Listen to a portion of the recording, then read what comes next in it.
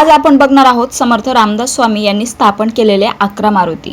समर्थ रामदास स्वामी यांनी महाराष्ट्रातील चाफळ आणि जवळच्या परिसरात सातारा, कराड, कोल्हापूरमध्ये 11 ठिकाणी मारुतीच्या मूर्त्यांना स्थापित केले। चाफळचा वीर मारुती, प्रताप मारुती, भीम मारुती। सातारा, कराड, चिपळूणकडून जाणाऱ्या फाट्याजवळ उंब्रज गावाजवळ चाफळ येथे रामाच्या देवळासमोरी हात जोडून उभा दास मारुती आणि त्याच देवळाच्या मागे प्रताप मारुतीची कृष्णा नदीच्या काठावर चुना, वाळू, तागपासून बनवलेली ही मूर्ती स्थापिली आहे।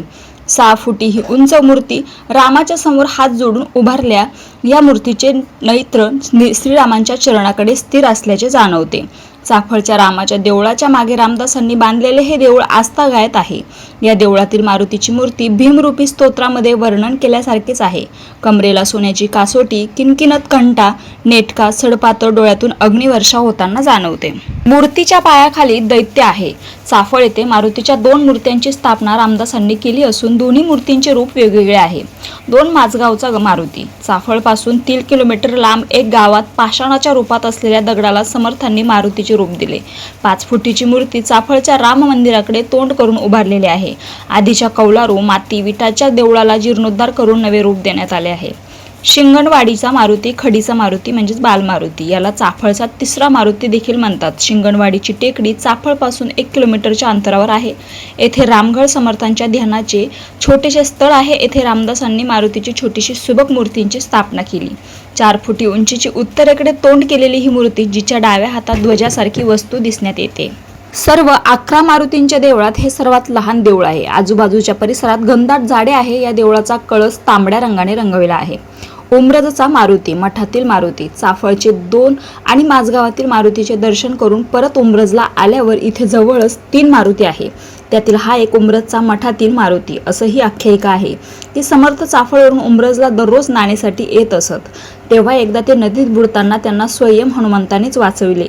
समर्थांना उंब्रजमधील काही जमीन बक्षीस म्हणून मिळाली होती। तिथे समर्थांनी मारुतीच्या देवळाची स्थापना करून चुना, वाळू आणि तागने निर्मित ही मारुतीची देखणी मूर्ती आहे।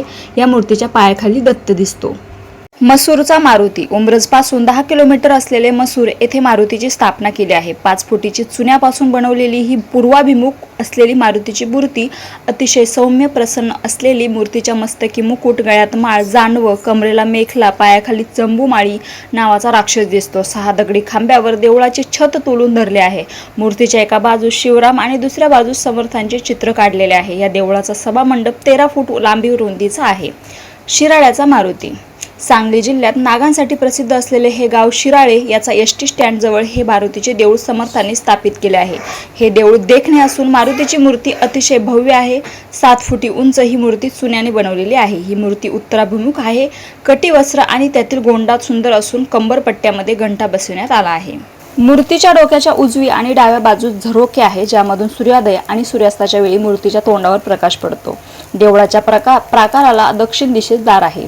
शहापूरचा मारुती। कराड मसूर रस्त्यावर 15 किलोमीटरच्या अंतरावर मसूरपासून 3 किलोमीटर अंतरापासून शहापूरच्या फाट्याहून 1 किलोमीटर लांब हे मारुतीचे देऊळ आहे।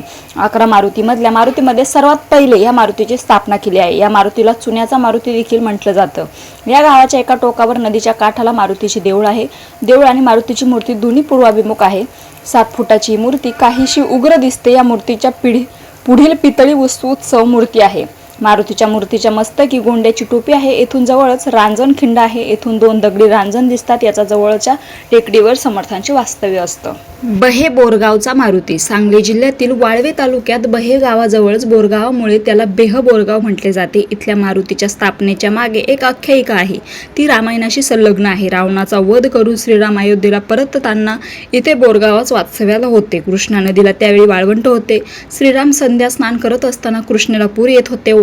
मारुतीने आपले दोन्ही बाहू अडवून नदीच्या प्रवाहाला धरून ठेवले। ते प्रवाह दोन्ही बाजूंनी विभक्त झाले। त्यामधून एक बेट तयार झाले आणि या क्षेत्राला बहे असे नाव मिळाले। त्या जागी मारुतीच्या समर्थांना मूर्ती रूपात दर्शन झाले नाही। तेव्हा त्यांनी डोहात उडी मारून मारुतीची मूर्ती त्या डोहातून काढून स्थापित केली। मारुतीचे दोन्ही हात पाणी अडविण्याच्या पावित्र्यात दिसून येतात। डोक्यावर मुकुट, हात दोन्ही मांड्यांच्या बाजूला धरलेले।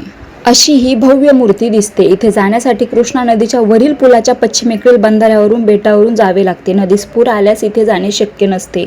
मनपाडळेचा मारुती. मनपाडळे आणि पारगाव कोल्हापूर जिल्ह्यात पन्हाळगड ज्योतिबाच्या परिसरात आहे. कोल्हापूर ते वडगाव वाठारपासून पुढे 14 किलोमीटरच्या अंतरावर ते मनपाडळे आहे. 11 मारुतींपैकी सर्वात दक्षिणी दिशेस असलेल्या या मारुती देवळाची स्थापना समर्थांनी केली. 5 फूट उंच असलेली ही साधी सुबक मूर्ती आणि देऊळ उत्तराभिमुख आहे. मूर्तीजवळ 1.5 फुटी उंच कुबडी ठेवलेली आहे. जवळपास ओढ्याकाठी सुंदरसे कौलारू देऊळ आहे. औरस चौरस असलेल्या गाभाऱ्याचे या देवळात नवीन बांधकाम केलेले सभामंडप देखील आहे. पाडळी मारुती. वारणेच्या खोऱ्यात असलेल्या मनपाडळे गावाच्या जवळच पाडळी गावात मारुतीची मूर्ती आहे. पारगावचा मारुती. यालाच बाळ मारुती किंवा समर्थांच्या झुळीतला मारुती असे मानतात. कराड कोल्हापूर रस्त्यावर वाठार गावाजवळ नव्या पारगावाजवळ जुने पारगाव आहे. त्यात ही मारुतीची मूर्ती आहे. 11 मारुतींपैकी शेवटची आणि सर्वात लहान अशी ही मूर्ती सपाट दगडावर कोरलेली 1.5 फुटीची मूर्ती आहे.